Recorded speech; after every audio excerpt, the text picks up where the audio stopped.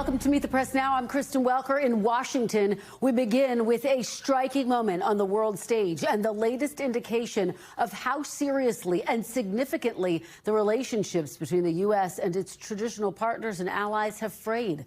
Right now, world leaders are gathered in Germany for the annual Munich Security Conference.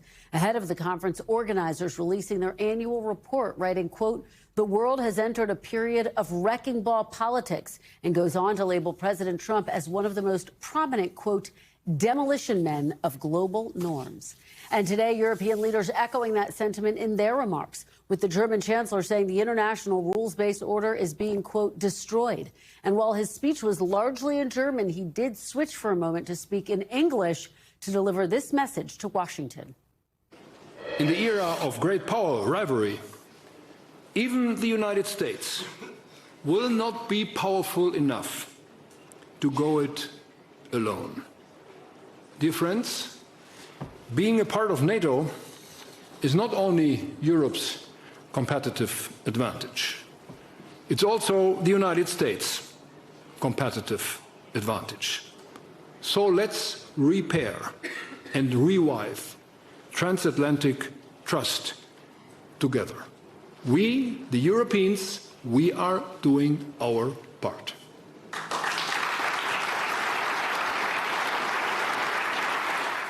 All eyes will be on Secretary of State Marco Rubio tomorrow to see how he responds when he addresses the forum. Remember, it was just a year ago when Vice President J.D. Vance delivered a scathing rebuke of the nation's European allies at the same conference, scolding European nations for not focusing on what he called, quote, the threat from within, and saying Europe's real problems was its mass migration policies. It comes as many allies and partners to the United States are questioning whether they can still trust the U.S. A new poll showing a plurality of respondents polled in Canada, Germany, France, and the UK say they do not believe the U.S. is a reliable ally. One of the biggest points of tension remains President Trump's desire to take over Greenland.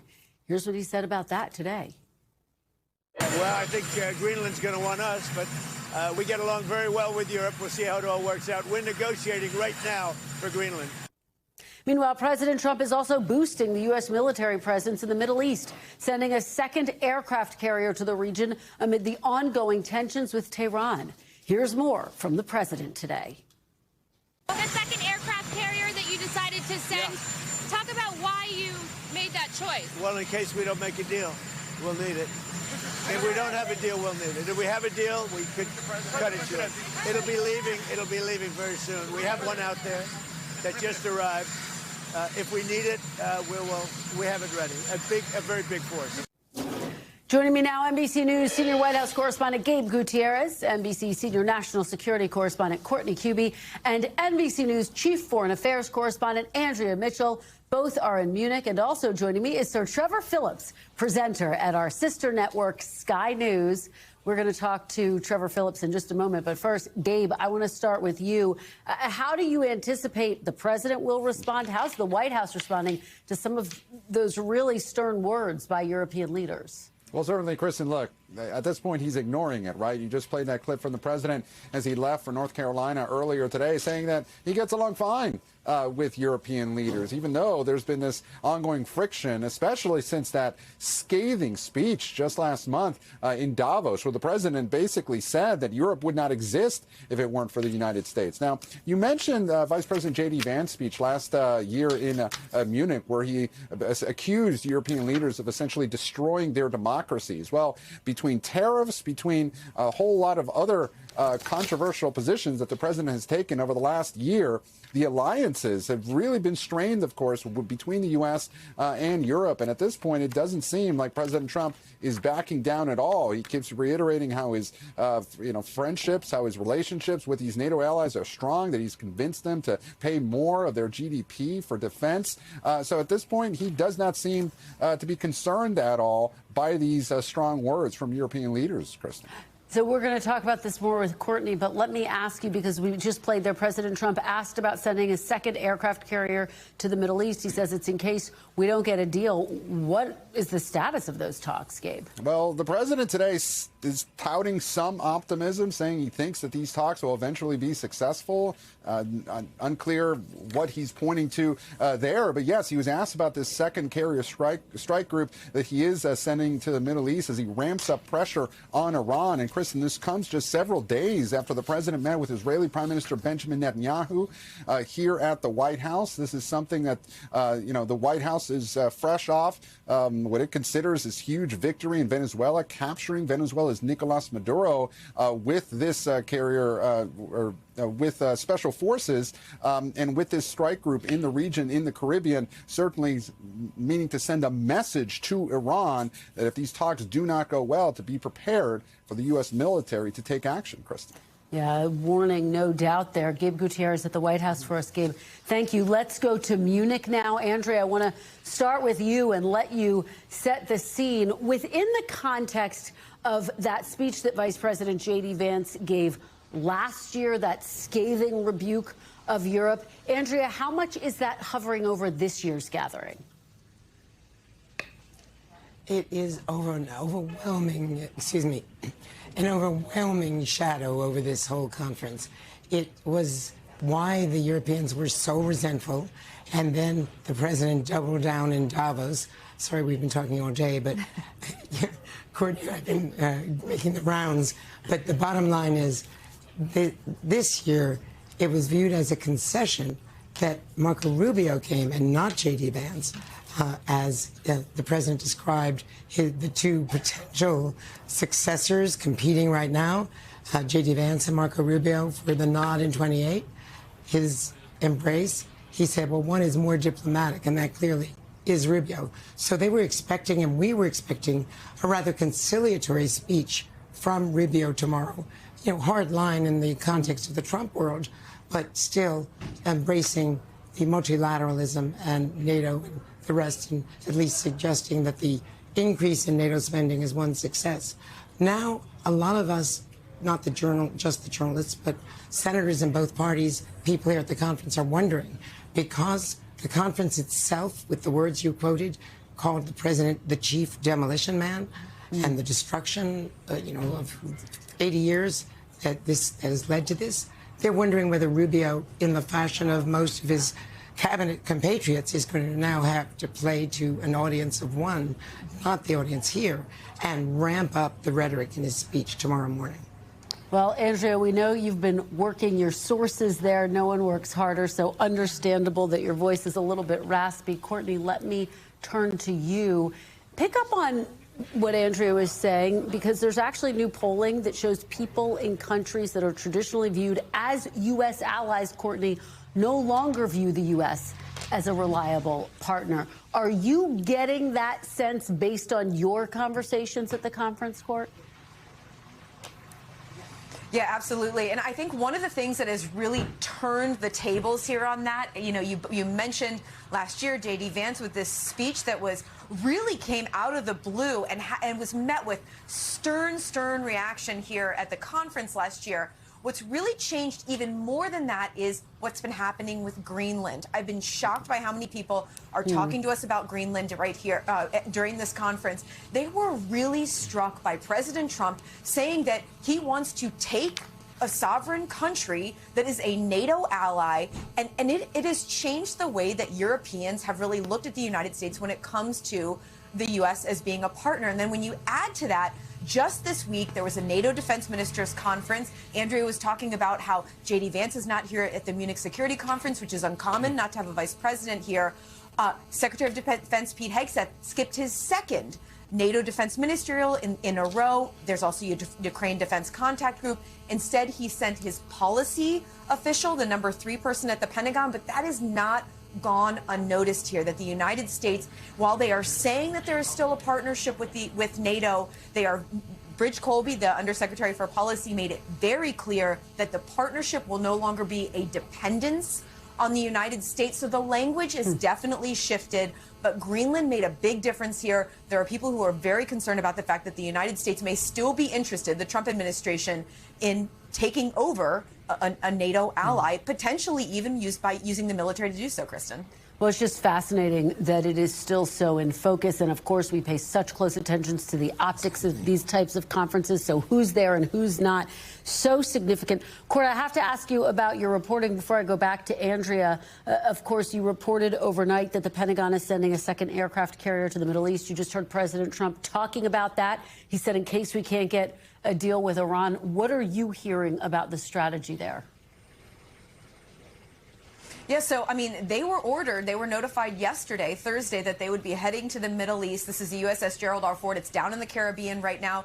Everyone may remember that it was the one who was this was the carrier that was there on station during the operation to take Nicolas Maduro and his wife early last month.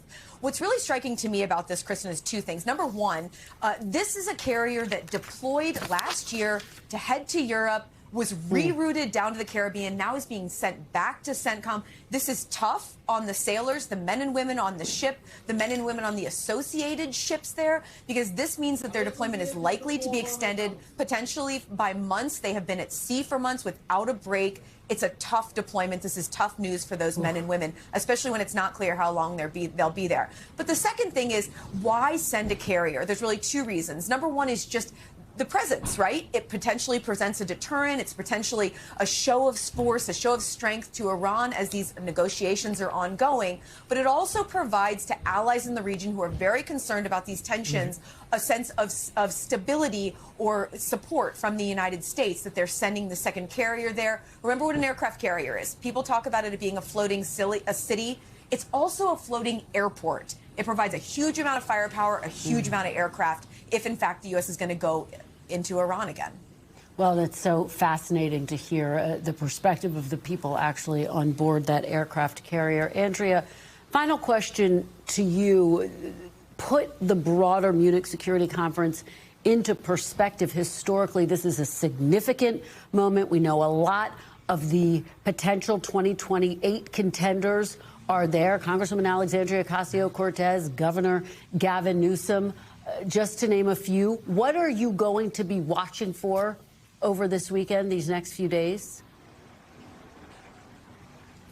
They are trying to burnish their foreign policy connections, make an impact. The assembled world media is here, and make themselves look more presidential against the contrast of Donald Trump.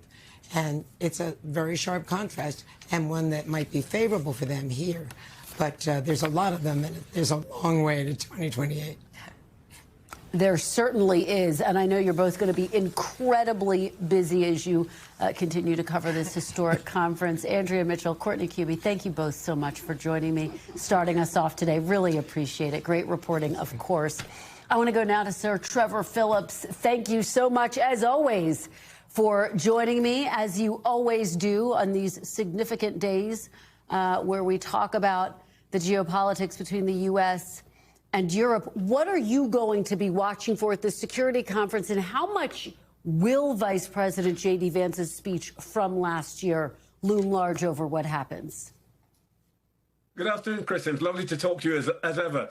Well, of course, J.D. Vance's intervention last year is still ringing in everybody's ears. The fact that Rubio is coming is, I don't know if you had in kindergarten a really nice teacher and then a really stern teacher. Last year we had Mr. Stern telling us, you know, you better be good, you've got to put your pocket money into defense and so on and so forth.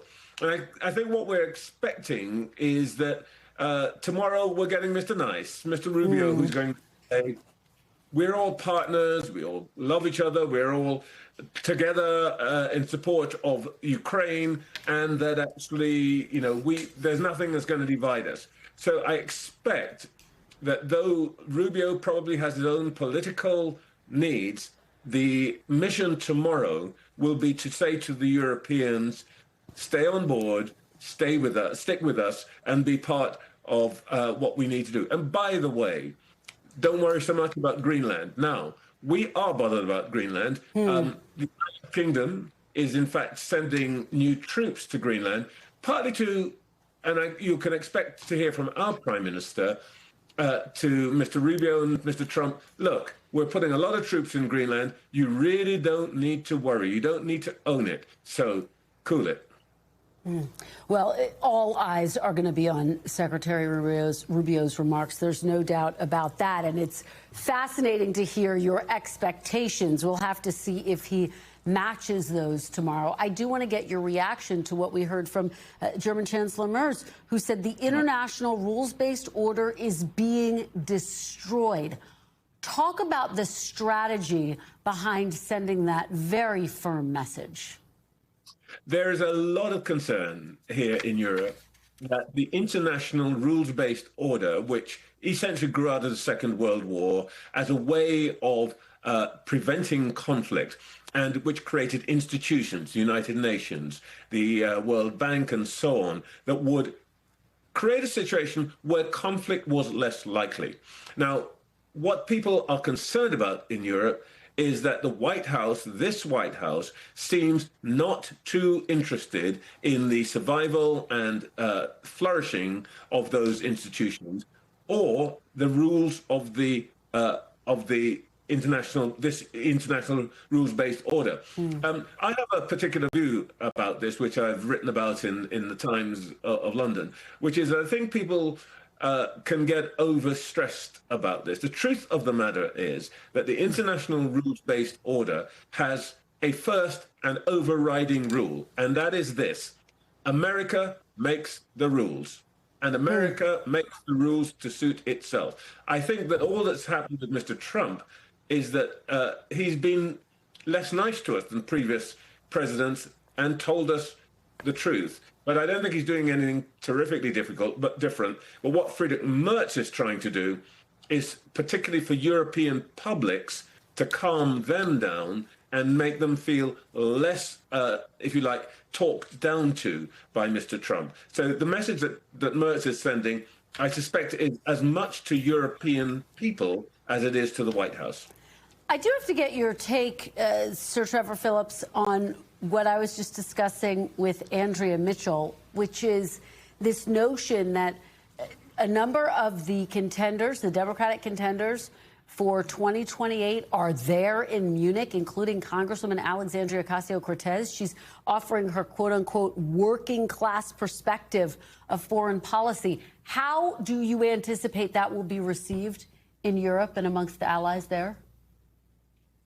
Well, I think people will be interested, and it's a beauty parade, isn't it? That all of the contenders are, number one, telling the American public that they are big enough to be able to deal with international affairs as well as domestic affairs. So I guess what AOC is doing, as much as talking to foreigners in Munich, is she is speaking to the United States. And the pictures of her, which you're showing right now, I think are being beamed back into the United States as a video, if you like, that says, "Look at me, I'm with the big guys."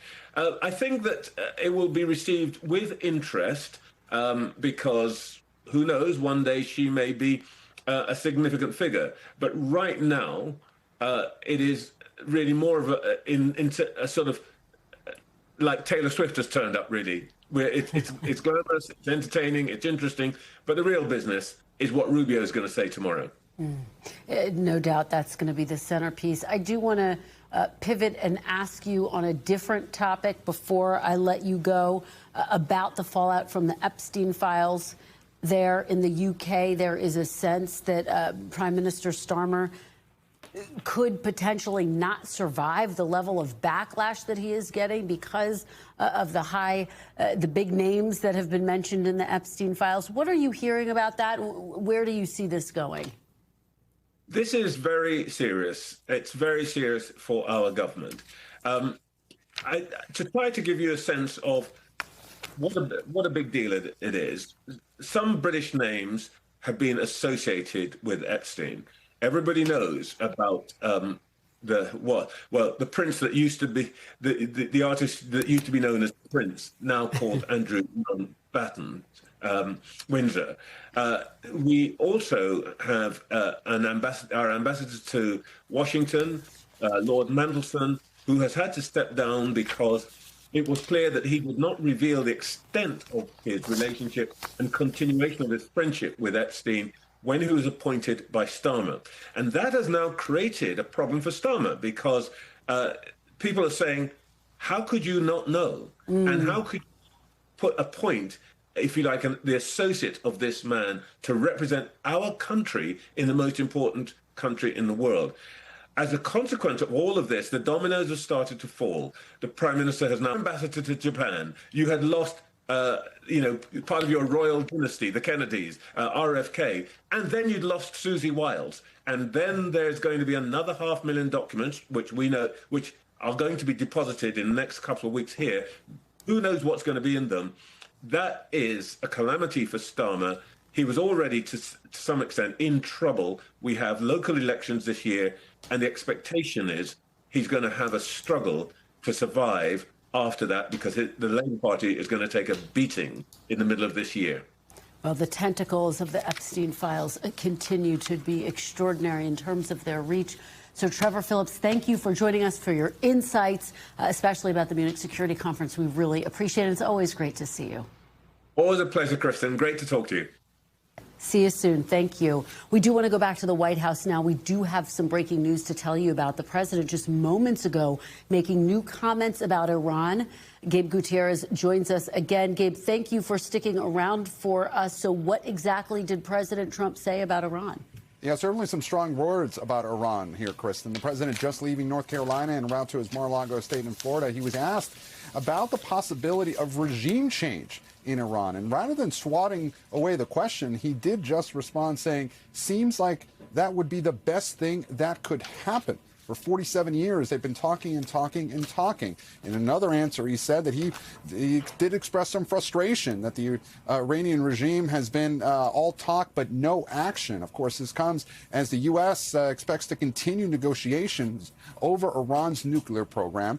Now, a reporter did ask, well, what would he who would replace the current Iranian government? The president said that he didn't want to talk about that. But, Kristen, certainly this is a president of the United States who does feel emboldened after his recent actions in Venezuela. And as we talked about earlier, now sending that second aircraft carrier group into the Middle East. And now for the using some strong language when it comes to threatening the Iranian regime that if they don't come to the table and don't come to a deal here, there could be military action. And in his words, regime change could be the best thing that could happen, Kristen.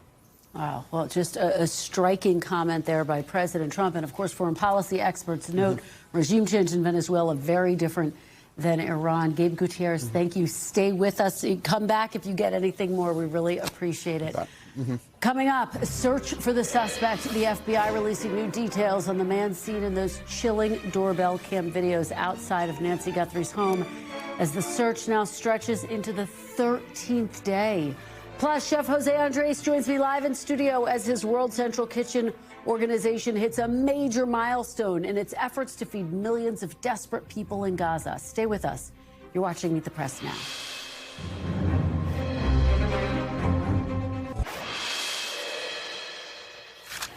Welcome back. There are new clues today in the now 13-day search for Nancy Guthrie, the mother of our beloved NBC News colleague Savannah Guthrie. The FBI late yesterday providing new details about the man seen in that chilling video from Guthrie's doorbell camera, saying the suspect is 5 foot 9 or 10 inches with an average build, and that the backpack he was wearing was an Ozark Trail hiker pack, which is sold exclusively at Walmart. The FBI also saying that investigators recovered several items of evidence, including gloves. The Pima County Sheriff telling my NBC News colleague Liz Kreutz today that no gloves were found in the home, but gloves were found about 2 miles away. The sheriff also denying a Reuters report that his department and the FBI are at odds over where evidence that has been collected should be tested. Take a listen. I've said from the beginning, and actually even at our last press conference, the FBI and the Pima County Sheriff's Department are connected at the hip. That has not changed. Decisions are made sometimes with a good discussion about why things need to go one way or the other. In this instance, it really was about, and it's not just this. Joining me now is NBC News national law enforcement and intelligence correspondent Tom Winter. Tom, thanks so much for being here. It's harrowing to think about these 13 days, nearly 2 weeks since Nancy Guthrie was first reported missing. Talk about how unusual it is for a case to drag out this long. Well, Kristen, unfortunately, it's not unusual at all, and that's the challenge. I mean, when we have a missing persons case, whether they were taken from their home against their will, is what the sheriff has said here, is what the evidence seems to clearly point to, whether somebody was any sort of outcomes that we might see in this case, it is something that typically does take longer, unfortunately. I mean, look, we are seeing real time. Unfortunately, what so many Americans have had to deal with, it's not a huge portion of the population, of course, but there are victims out there that have taken days, weeks, months, even years before they get some sort of a conclusion, if they get one at all, involving their loved ones, whether they be children, whether they be adults. And so this is a burden that we're all feeling here at NBC News, not remotely close to the burden that our colleague Savannah Guthrie and her family are feeling. That is one that people do go through. I think it just more acutely is noticed by us this week. But yeah, it's a challenge. And the sheriff is right. Look, these cases, something could happen. I could be back on with you in 10, 15 minutes, as you know. Hopefully that's the case with some sort of big break in the case. But it's also something that could take some time. Oh, Tom, we are all hoping and praying there is a break in the case as soon as humanly possible. Talk about the fact that there are some new details, including that backpack that we saw the suspect carrying in that ring cam footage. Well, Kristen, that is a reason to be hopeful, because that is a specific piece of information. Look, it is sold at Walmart. It's a private label. This Ozark Trail, according to Walmart's financial filings, is one of their private label brands. And so it's very specific. We've got a specific color. That could be perhaps what the tent was about yesterday. They wanted to see if, when they put the tent up and simulated darkness, if it looked the same on a similar type of camera, as well as measuring. You know, you've got a fixed point here, and there are many other fixed points. Look at that entryway that we just saw in that still image. Look at where the suspect is. And so they would have been able to get the type of measurement for a height they were able to see. Look, that's great, because, I mean, if you get leads, and you're looking at this tent that was put up yesterday that I was just describing, if you get leads, one of the things you might be able to get here is say, okay, among the good leads, quote unquote, good leads that we have, do we have any good leads of somebody who's in this height range? You know, effectively 5'9", 5'10", 5'10", 5'11", in that range. That would be hugely helpful, because you've already done the math, and they can cross-reference as well with those backpacks. All right, and we know they're also running DNA tests on the glove that they found. Tom, thank you so much for updating us. We really appreciate it. We continue to follow this story very closely, and we'll bring you any major updates as we get them. And please, please, if you have any information at all that could be helpful, please call the number on your screen. You see it right there, 1-800-CALL-FBI. Again, that is 1-800-CALL-FBI. And we do want to turn now to the upcoming partial government shutdown, just hours away now, and Congress has left town with no deal to fund the Department of Homeland Security and no real hope of a solution on the horizon.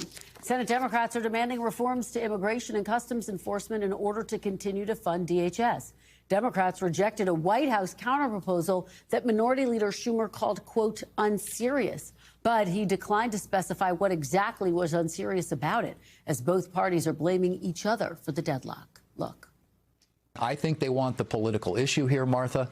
They marched us into a 43-day shutdown last fall. That seems to be where this is headed. But I'm hopeful that over the weekend, you know, cooler heads will prevail, and they'll come back to the table and negotiate with the White House and get something that keeps our government open. Every one of the people negotiating on our side will be available 24/7 to go forward. But what we're waiting for is, again, the White House to get serious and the Republicans to get serious. For whatever reason, they are stuck in a position that is not serious, will not end the violence, and will not rein in ICE. And while ICE is at the center of the funding fight, it is likely not going to be heavily affected by the shutdown, thanks to $75 billion in funding from President Trump's so-called Big Beautiful Bill. The shutdown will impact other agencies like FEMA, TSA, and the Coast Guard. Joining me now to unpack all of this is our panel, Shelby Talcott, White House correspondent for Semaphore, Josh Orton, former senior advisor to Vice President Harris and president of Demand Justice, and Republican strategist Malik Abdul. Thanks to all of you for being here. Really appreciate it. Shelby, I have to start with you. What's the state of play here? The president, unlike the last longest government shutdown in U.S. history where he wasn't involved, is involved in these negotiations. Yeah, that's absolutely right. And I think that's notable. We talked about this just the other week, that this is a shift from the administration where last time they were really not even entertaining what Democrats want. But there's a lot of issues here that still need to be resolved. The White House is really focused on sanctuary cities. Democrats want significant reform, some of which administration officials have already said is a no-go. And neither side seems like they're really willing to move at all. And so right now, there's been virtually no movement. The administration, when I talk to administration officials, argues that they've already made concessions by drawing down in Minnesota. Beyond that, it doesn't seem like they're willing to do all that much more. Malik, if you are the public watching this, I think there's a general frustration with Washington. Again, we're coming off of the longest government shutdown in U.S. history. The leverage that the Democrats have is the polling, in part. Look at ICE's approval rating. The way that ICE is being deployed is diminishing in the public's eyes. And Republicans got a majority of the blame in the last government shutdown. So how do you see this unfolding? Do you think Republicans in any way can gain the upper hand? Well, I think it's probably going to be just a bit difficult. There are some things that Republicans, and I talked to Republicans on the Hill, there are things that Republicans are willing to concede on. There being some discussion around the body cam footage. I don't know. So you do have some Republicans who are actually for unmasking some of the agents there. But whether or not that's something that will get broader support is what the real problem. But I think that Republicans feel actually in a better position now with this, because in the case, and as your reporting showed, this doesn't impact DHS, it doesn't impact ICE and CBP, which is what many people on the left actually want defunded. So pick up on that point. I mean, it's not actually targeting the thing that Democrats are trying to target. That has already, in large part, been funded. It is going to impact, Josh, things like FEMA, TSA. Could this create a blowback for Democrats who finally seem to be starting to find their footing in some areas? Could this be a setback? I don't think so. Look, we're seeing the biggest political and moral crisis of the Trump presidency so far. We see Second Amendment advocates, immigration advocates, state and local elected leaders, both Democrat and Republican, pointing at what happened in Minnesota and other towns where ICE is happening and saying that is not American. That does not belong in the United States. And so I think Democrats rightly and finally are standing their ground and using this leverage to say to the Trump administration, we have to have a change here. And I think in a midterm election year, voters are watching the National Party in Washington to see whether they're willing to plant their feet and do everything they can to fight the Trump administration's authoritarian excess. Well, and Shelby, Josh makes the point. We are, of course, in a midterm election year. We got these new numbers out on inflation today, unexpectedly eased to 2.4%, down from the previous 2.7% annual pace. What do you make of this? And if you want to talk about the polling, it's the economy that voters care most about. I mean, it's undoubtedly a good sign for the Trump administration. And I say that as the Trump administration has been very openly showing these numbers and indicating this data, but there's still other things that are muddying the waters a little bit. And so I do still think that this midterm election is going to come down to how voters are feeling. And at the end of the day, this is a good sign for the Trump administration. The question is, are they going to be able to take this and get voters to feel like things are better? Yeah, and Malik, one of the big questions around that, trying to get voters to feel that way, is the messaging that we are going to hear from the president himself. Former President Joe Biden really struggled to convey or to change people's minds about how they felt about the economy, which was not good, spoiler alert. Do you think President Trump has said he's going to be out on the campaign trail, but can he stick to the message? Well, that's always the question with Donald Trump. Can he stick to the message? We really don't know. We hope so, though. And I hate to borrow from George W. Bush and I think even McCain. It is true that the fundamentals of the economy They're pretty strong. But whether or not Americans actually believe that, that is what the discussion is. And though even so, some of the numbers, the inflation numbers, they're even lower than some conservative estimates. There are some good markers that the administration has, but it has to be that Donald Trump has to, and really not just Donald Trump, the entire apparatus around Donald Trump has to be on message. And Josh, when you talk to Democrats, obviously they're going to talk about the economy, affordability. We found in the last round of elections that was very effective in gubernatorial races from Virginia to New Jersey. Do you think focusing on other issues like ICE, like the Epstein files, for example, is that a distraction potentially to their messaging heading into these midterms? No, I think two things. One, I think you see 67% of Americans actually have a negative view of the economy. And so they may be able to point to some of these indicators. But again, I feel like we're having deja vu to the Biden administration. Unless people feel that things are changing for themselves, and you have the president of Microsoft saying, you know, some majority of white-collar jobs are going to go away, or tasks are going to go away in the next 12 or 18 months, people feel threatened about their position in the economy. And I think when you ask about these other issues, I don't think they're distractions. I think they're moral imperatives. And I think it is to Democrats' advantage not just to focus on the economy, but to respond full-throatedly to the things they're saying with Epstein and with ICE, because that's what people expect. All right, guys. Great conversation. Thank you all so much. Hope you have a great weekend. Shelby, Josh, and Malik. Coming up after the break, the highest-ranking Democrat on the House Armed Services Committee weighs in on President Trump's shattering of U.S. alliances and responds to the confusion and chaos between the FAA and the Pentagon that led to that abrupt closure of El Paso's airspace. We'll delve into all of it. You're watching Meet the Press Now.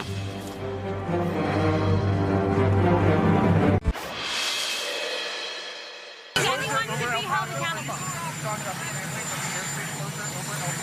You mean the way it happened? Yeah. People learn, people learn. That was President Trump this afternoon when he was asked if there would be accountability for the chaos this week after the FAA and Secretary of Transportation Sean Duffy imposed a 10-day shutdown of El Paso's airspace, only to reverse course just hours later. Despite the White House claim the airspace was closed because of cartel drones breaching U.S. airspace, 4 sources tell NBC News it was in response to the testing of U.S. military technology that can be used to take down drones. Joining me now is Democratic Congressman Adam Smith. He serves as the ranking member of the House Armed Services Committee. Congressman Smith, thank you so much for being here today. We really appreciate it. Well, thanks for the chance. Absolutely. And we are going to get to El Paso in just a moment. A lot to discuss there. But I do want to start in Munich, the security conference. You were actually slated to be there at the conference. Your trip was canceled because of this partial government shutdown. The German chancellor, in his opening statement, talked about the world order as we know it no longer existing, Congressman. I wonder what you can tell us. What do you make of those comments? What was your reaction to hearing that?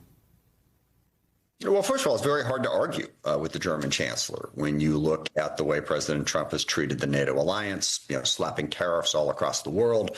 I saw a headline the other day in a foreign affairs news article that described the United States as a predatory hegemon, which is something we have not been before. Not that we don't pursue our own interests, we do, but we've had respect for international institutions. President Trump has withdrawn us from a number of different treaties and antagonized our allies and partners.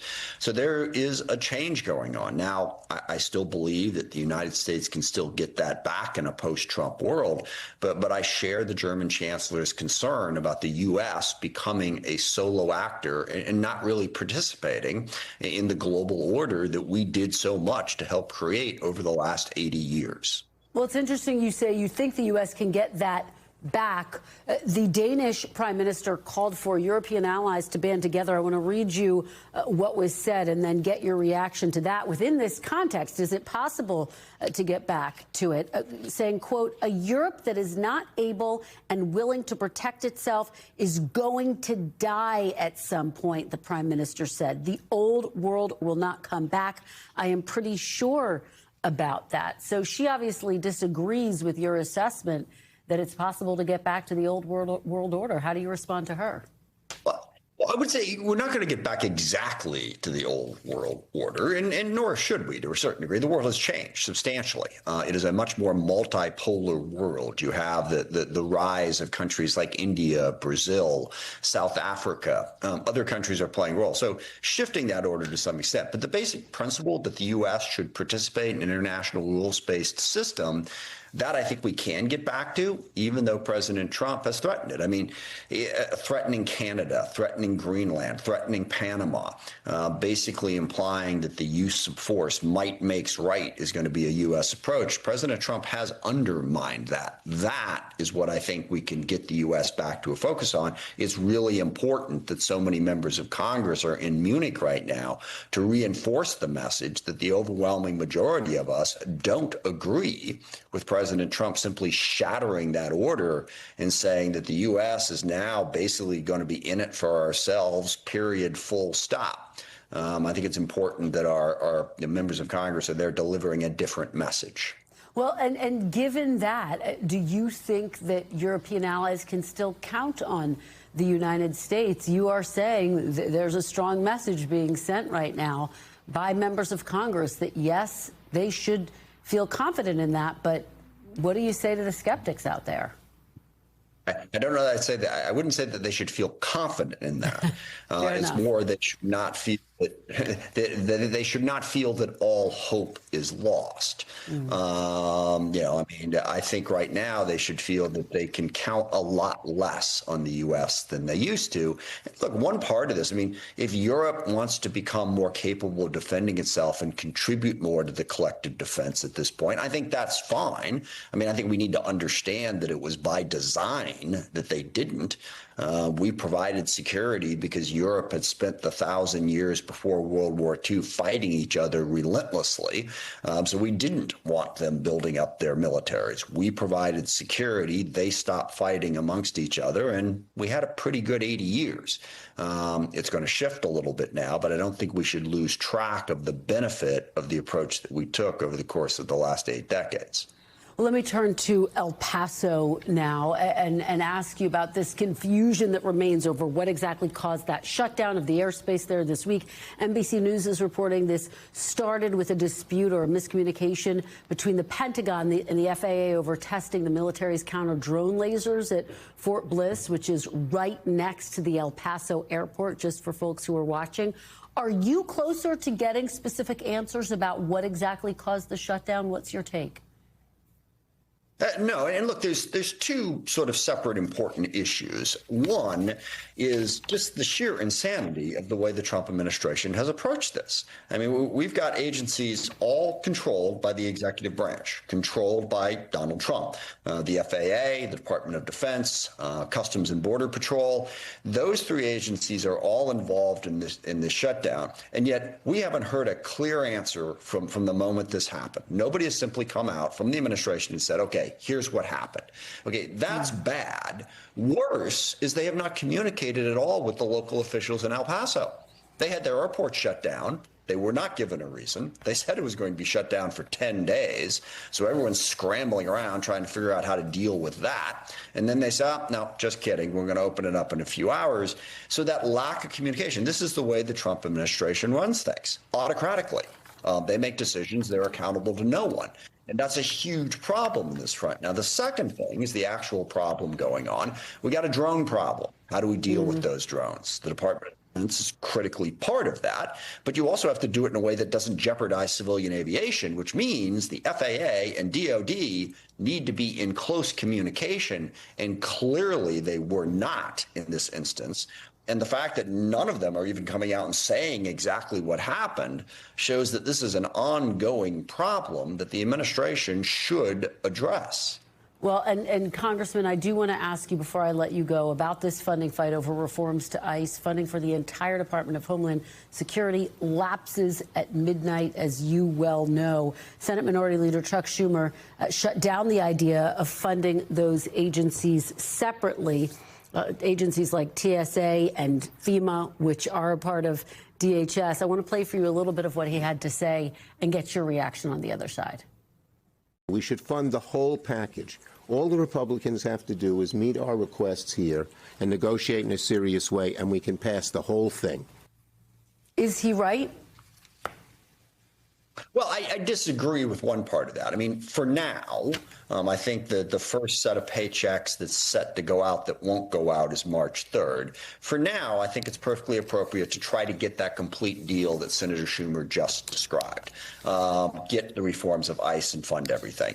But, you know, as we drift into next week and the week beyond, I don't have a problem with funding the non-controversial parts of DHS. I don't support holding them hostage to the larger agreement. I think we should try to fund what we can fund and get the reforms at DHS.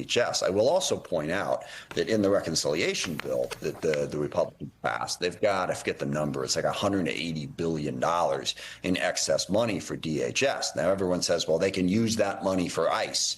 Sure, they could also use that money for the Coast Guard or TSA. There was wide authority in the way that money was passed. So in the short term, President Trump can mitigate the damage and the pain of not fully funding it by using that money, and I think he should. All right, Ranking Member Adam Smith, thank you so much for your time. We really appreciate it.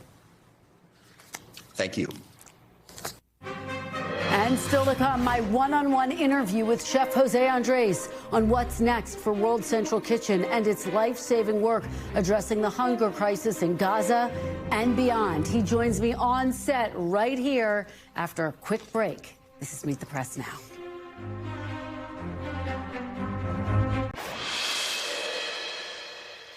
Welcome back. As the tenuous ceasefire in Gaza is largely holding, the humanitarian crisis caused by more than 2 years of conflict is showing no signs of abating.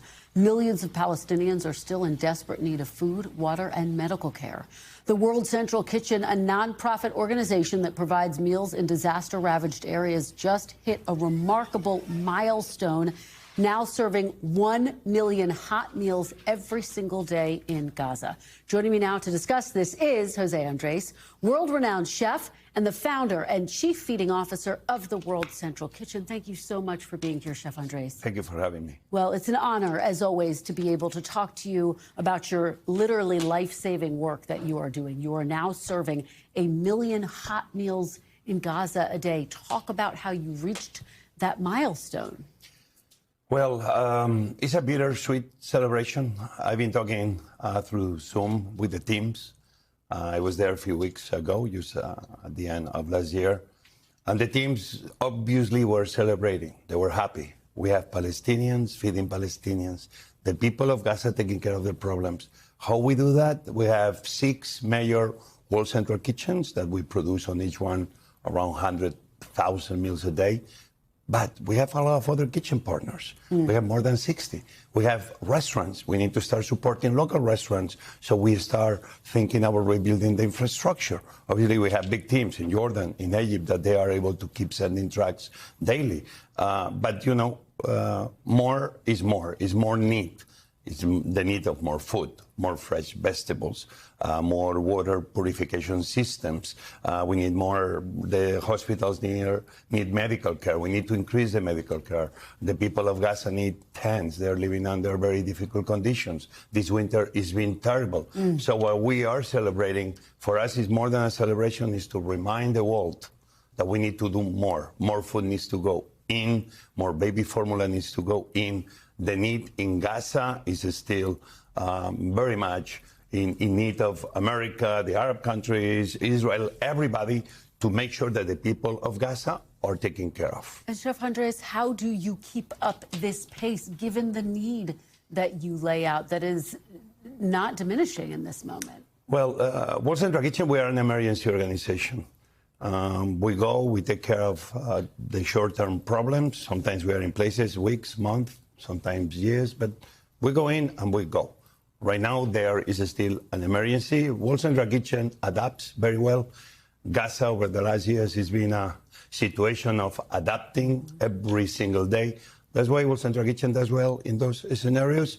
And the ceasefire and hopefully the next phase of the peace deal will allow total bombing completely put to stop, where the trucks keep coming in, where all the humanitarian organizations are allowed unrestricted access to Gaza. So again, we can be taking care of the needs of Gaza, not tomorrow, not next month, but today. You have been taking care of the needs of Gaza before the ceasefire went into effect. What are your teams on the ground there? What are you seeing as some of the major differences?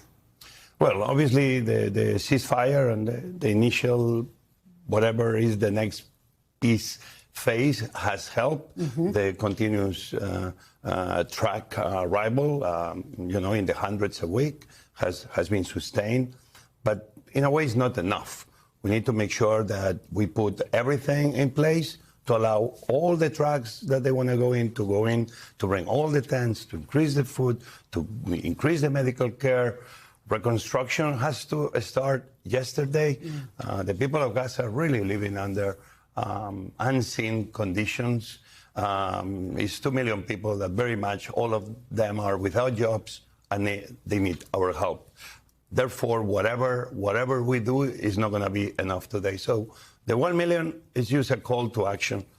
Let's hope that this kind of peace conversation is going to be happening in the next days, led by President Trump here in Washington, D.C., mainly about Gaza, is going to be bringing these very simple results. What do we have to do to cover all the needs of the people of Gaza today? What do we do with reconstruction? And more important, the people of Gaza, they need to be on that table where they are talking about the future of Gaza. We cannot talk about the future of Gaza without Palestinians on that table. And of course, no ceasefire yet in Ukraine, where people continue to be killed by the day. You have been in Ukraine as well, trying to feed and nourish the people there. What is the status of your efforts in that country? Balls and Drug Kitchen is still very involved, specifically near the front lines where there are hundreds of thousands of people, very much because lack of infrastructure, they need our help. Obviously, because this has been a very, very bad winter, cities like Kyiv, Dnipro, Kharkiv, other places,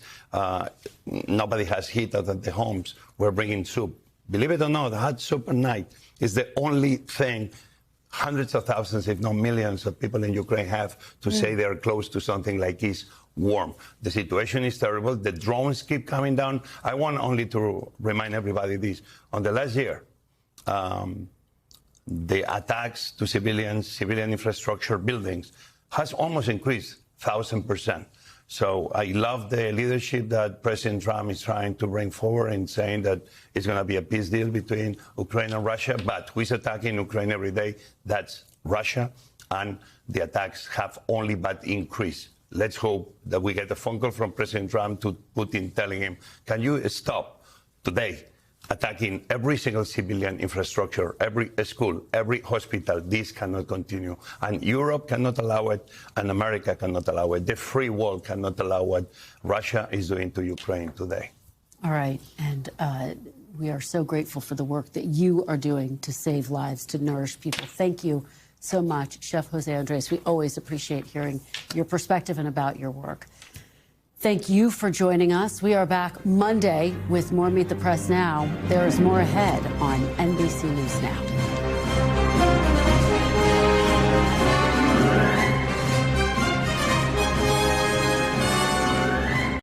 We thank you for watching, and remember, stay updated on breaking news and top stories on the NBC News app or watch live on our YouTube channel.